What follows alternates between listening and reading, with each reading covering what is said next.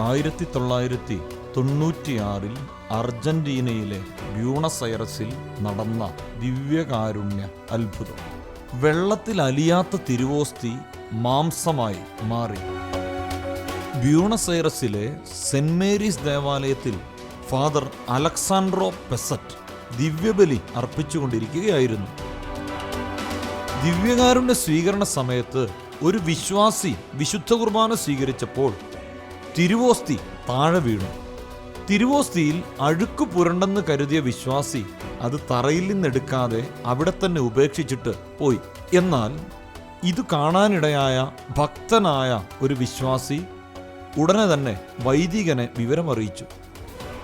അദ്ദേഹം തിരുസഭയുടെ നിയമപ്രകാരം തിരുവോസ്തി വെള്ളത്തിലിട്ട് ഒരു പാത്രത്തിലാക്കി സക്രാരിയിൽ സൂക്ഷിച്ചു വെച്ചു. ഏതാനും ദിവസങ്ങൾക്ക് ശേഷം നോക്കിയപ്പോൾ തിരുവോസ്തി മാംസമായി രൂപാന്തരപ്പെട്ടു. ഇന്നത്തെ മാർപ്പാപ്പയും അന്നത്തെ കർദിനാളുമായ ബെർഗോളിയോ തിരുവോസ്തിയുടെ ഒരു സാമ്പിൾ പരിശോധനയ്ക്കായി പ്രശസ്തനായ കാർഡിയോളജിസ്റ്റ് ഡോക്ടർ ഫെഡറിക് സുഹീബയെ ഏൽപ്പിച്ചു. തിരുവോസ്തിയുടെ മാംസത്തിൻ്റെ സാമ്പിൾ പരിശോധിച്ചിട്ട് അദ്ദേഹം ഇങ്ങനെ പറഞ്ഞു: ഹൃദയപേശികൾക്ക് വീക്കം സംഭവിച്ചതിനാൽ ധാരാളം വെളുത്ത രക്താണുക്കൾ ഇവയിൽ കാണപ്പെടുന്നു. ഈ അത്ഭുതത്തെക്കുറിച്ച് ഫെഡറിക് സുഹീബ ഇങ്ങനെ സാക്ഷ്യപ്പെടുത്തി: ഹൃദയവാൽവിനടുത്തുള്ള ഇടത്തെ വെൻട്രിക്കിളിലെ ഹൃദയപേശികളാണിവ. ഈ പേശികളാണ് ഹൃദയം ചുരുങ്ങാനും വികസിക്കാനും സഹായിക്കുന്നത്.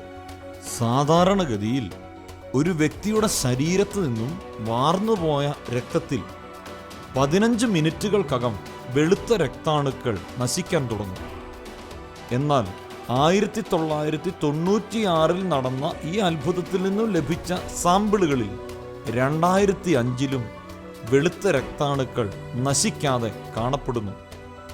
ഈ വ്യക്തിക്ക് നെഞ്ചിൽ ശക്തിയേറിയ അടികൾ ലഭിച്ചിരുന്നതായി പരീക്ഷണത്തിൽ വെളിവാക്കപ്പെട്ടു. ഈ സാമ്പിൾ തിരുവോസ്തിയുടെ ഭാഗമാണ് എന്നറിഞ്ഞപ്പോൾ ഫെഡറിക് സുഹീബ ഇങ്ങനെ പ്രതികരിച്ചു: ഈ തിരുവോസ്തി അതിൻ്റെ സ്വഭാവ ഗുണം വെടിഞ്ഞ് എങ്ങനെയാണ് മനുഷ്യൻ്റെ ശരീരവും രക്തവുമായി മാറുന്നത് എന്ന് വിശദീകരിക്കാൻ ശാസ്ത്രത്തിന് സാധിക്കില്ല. കാരണം അതൊരു രഹസ്യമാണ്. കുർബാനയിലുള്ള ഈശോയുടെ സാന്നിധ്യം അതൊരടയാളമല്ല, യാഥാർത്ഥ്യമാണ് എന്ന സത്യത്തിന് ഈ ദിവ്യകാരുണ്യ അത്ഭുതം അടിവരയിടുന്നു. വിശുദ്ധ കുർബാനയിലുള്ള ഈശോയുടെ സാന്നിധ്യത്തിൽ സംശയിക്കുന്ന എല്ലാവർക്കും വിശുദ്ധ കുർബാന ഈശോ തന്നെയാണ് എന്ന് വെളിപ്പെടുത്തിയ പരിശുദ്ധ പരമ ദിവ്യകാരുണ്യമേ എന്നേരവും ആരാധനയും സ്തുതിയും പുകഴ്ചയും ഉണ്ടായിരിക്കട്ടെ.